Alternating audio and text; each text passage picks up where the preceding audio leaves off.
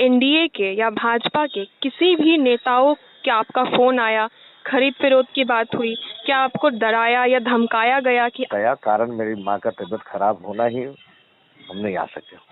खरीद फरोख्त के इल्जाम लगाए जा रहे हैं कि राजद के विधायक बिक गए हैं? ऐसी कोई बात नहीं है और किसी की हिम्मत नहीं है हमसे इस तरह की बात करने का। जी, तो राजद से विधायक हैं आप फैसल रहमान जी। राज्यसभा चुनाव में जिस प्रकार से एनडीए की जीत होती है और महागठबंधन के हार के पीछे सिर्फ एक बड़ा कारण निकल कर के आया है कि 4 विधायक जिसमें से आप हैं, राजद से विधायक है फैसल रहमान, आप नहीं पहुंच पाए वोट देने के लिए। आखिर क्या वजह रही कि आज आपके पार्टी आपको गद्दार बता रहे हैं और कल आप नहीं पहुंच पाए वोट देने के लिए राज्यसभा चुनाव के लिए? देखिए, हम तो चुनाव को लेकर हम गए ही थे वोट करने संडे को। लगभग हम 24 तारीख से माँ को अपना यहाँ मैक्स हॉस्पिटल में एडमिट कराए हुए थे, लेकिन उसके बावजूद भी हम गए वोट करके फिर लौट जाएंगे, लेकिन अचानक से फिर उनकी तबीयत खराब हो गई, जिसके कारण मुझे फिर से आना पड़ गया। ऐसी कोई बात नहीं, कौन क्या बोल रहा है बहुत सारे तरह की सुन रहे हैं हम भी, ये ऐसी कोई बात नहीं।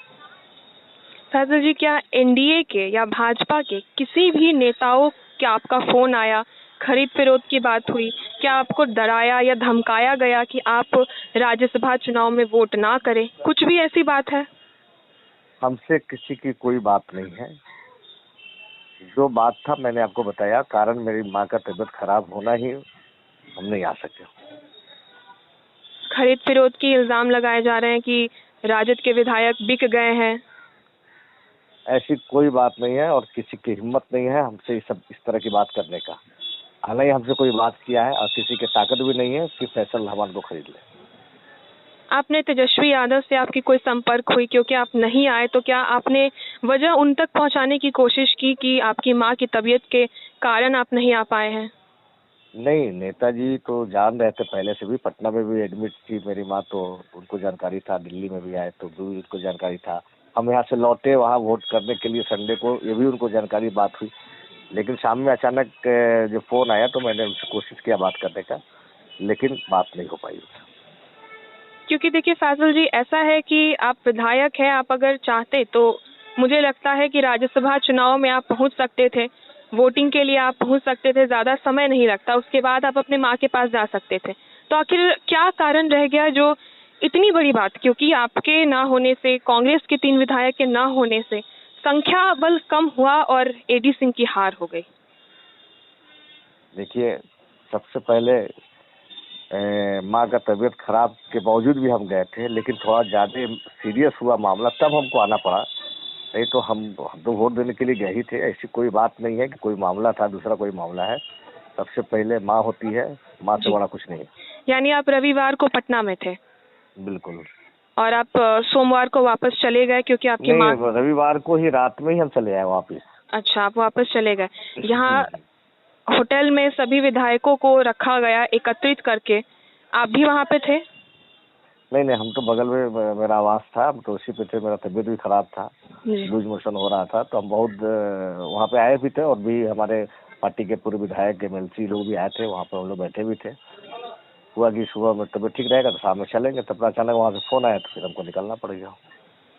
तो आपने जाने से पहले आपकी किसी भी राजद के नेता से या महागठबंधन के नेता से कोई भी संपर्क हुई, कोई बातचीत? हमारे पार्टी में एक ही नेता आदरणीय तेजस्वी जी है, उनसे हम प्रयास किए बात करने का, लेकिन हमसे बात नहीं हो पाई। अब नतीजा आपके सामने है फैसल जी।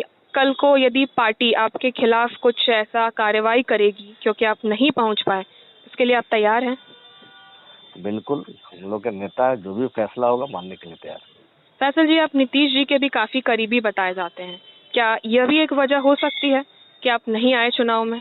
नहीं, ऐसी कोई बात नहीं है। नीतीश जी के दल में जब पहले थे 2010 में उनके पार्टी से चुनाव लड़े, 14 तक उनके दल में रहे, 15 में गठबंधन हो गया राष्ट्रीय जनता दल के साथ, हमको टिकट मिला राष्ट्रीय जनता दल से, तो हम 15 में विधायक बने, 20 में चुनाव हारे, फिर 25 में चुनाव जीते। तो ऐसी कोई बात नहीं है, और इस बार चुनाव जीतने के बाद तो माननीय मुख्यमंत्री जी से हमारी भेंट भी नहीं है कभी।